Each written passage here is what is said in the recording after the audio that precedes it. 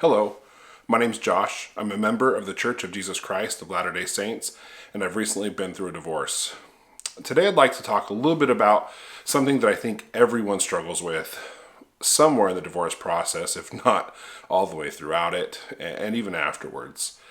I think it's very easy for members of the church, but really anyone going through divorce, to really start taking their mind and going back through their marriage and picking apart every mistake that they've made. For me, it was every time I forgot to say something that I should have said, or I forgot to pick up something at the store, or maybe a time I snapped at my kids and it made my ex-spouse upset, or maybe it was, a time I got home late from work, or maybe it was a time that I said something insensitive, or I forgot an important date, or I forgot, pick a thing, right? Maybe sometime I definitely wasn't as sensitive about something as I should have been. Whatever that may be, it becomes very easy to go back through our marriage, especially while it's ending, and really just start beating ourselves up over that.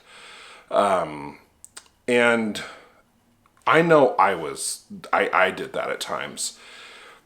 And, whenever that would happen, not whenever, but eventually I should say, as that happened, there's an old Michael McLean song that I used to listen to on my mission that, called Gentle. And there's a stanza in that song that says, "We've been hurt by others often, we've forgiven and forgotten, we should be as gentle with ourselves."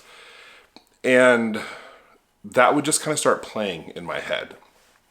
And so I would actually just start listening to that song.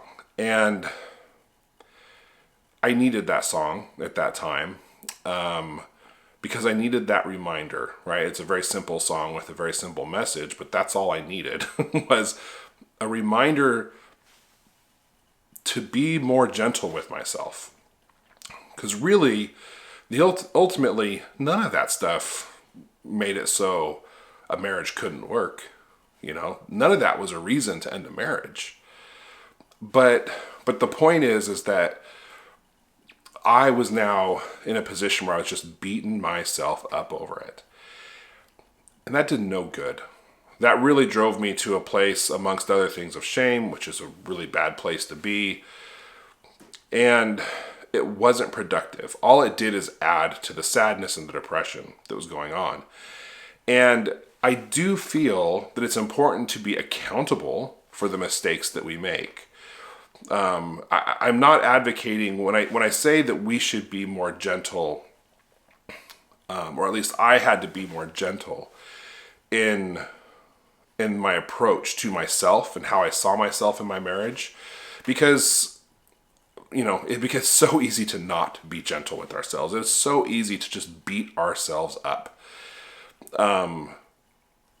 I had to have that reminder so that I could actually heal. And what I found is, as I took a more gentle approach towards my mistakes throughout my marriage, I realized that I had made a lot of mistakes through my marriage. A lot of them were just based in immaturity. Some of it was just based in being human. Some of it was based in differences between men and women. Some of it, there's so many of these mistakes. And then I realized that these are common mistakes that everyone makes in marriage. That here I am beating myself up for something that everyone does. Now, that doesn't make it an excuse. That doesn't make it necessarily right. But what I was doing was I was using those things to basically drown myself. And frankly, that was just kind of dumb. I was hurting myself more than I was already hurting because of the situation I was in. And there was no productive value in that. Now, that being said, again, me being gentle made it so that when I thought through things a little bit differently, I could be accountable, I would also sometimes see the truth a little more clearly. Sometimes, because I was beating myself up so badly about something, I was actually compounding a story. I was actually making it worse than it really was as I was reiterating the story in my head. And I was able, because of me being a little bit more gentle in my approach, I could look back on it a little bit more objectively and say, oh, yeah, that was kind of a boneheaded thing, but I know that I didn't mean anything by it. I know it was just a mistake. I know that it was, just, me being young or immature or any number of things. And I've grown since then. I'm not, that's not a mistake I would make again. I learned my lesson. And sometimes as I would go through some of I would call it my flaws within my marriage, they're just things that I'm not good at. Sometimes you run into, I made the same types of miscalculations. I don't even want to call them mistakes or errors, just call them foibles, if you will. The same kind of things, just because it's part of my imperfection. And it's not that I didn't try working on it. It's just that I tried. I'm not good at it. And it may be something I'll have to work with my whole life. And that is okay. When I really thought about it, and I thought about my life and everyone else's life and how everyone's imperfect, it allowed me to see things so much differently. And I found that as I became more gentle with myself, I actually became more gentle with other people. I found that I became less critical of their mistakes as I became less critical of my own mistakes. But to that end, I also learned how better to keep people accountable. Now, some of that goes into having proper boundaries, and I've talked about that boundaries book, and I think it's excellent, and everyone should read it and try to incorporate the lessons from that book. But as I realized that I didn't have to beat myself up so much, it also helped me in turn realize I didn't have to beat up other people. And it wasn't that I was necessarily rude to others, but I know internally I was sometimes much more judgmental of others.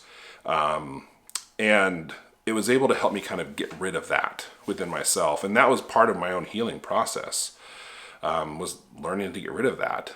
I would have never thought that would have started with me learning how to be gentle with myself. But for me, that's where it started. So ultimately the message here is everyone goes through that period of time where they just beat themselves up with their marriage. And it may come up multiple times over. For me, it did. But just, if you need to listen to that Michael McLean song about being gentle with ourselves, then listen to that song. Remember to be more gentle with yourselves, not beat yourself up. And ultimately we turn to the Savior.